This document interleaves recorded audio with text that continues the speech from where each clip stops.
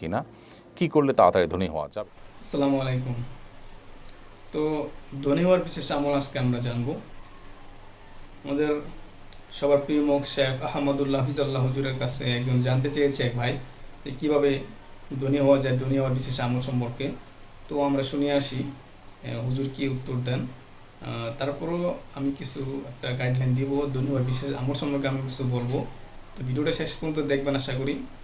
হ্যাঁ, তো আগে হুজুরের অ্যান্সারটা শুনে আসি, ঠিক আছে? ধনী হওয়ার জন্য কোনো শিক্ষা নবী সাল্লাল্লাহু আলাইহি ওয়াসাল্লাম দেননি। তিনি আল্লাহ তাআলার কাছে সবসময় সুখ শান্তি দোয়া কামনা করতেন। আপনি সুখ শান্তির জন্য আল্লাহর কাছে দোয়া করবেন, আল্লাহ সুখ চাই, শান্তি চাই, এটার জন্য ধন যতটুকু প্রয়োজন ততটুকু দেন, অবশ্যই এটা বাই ডিফল্ট দোয়া চলে আসবে।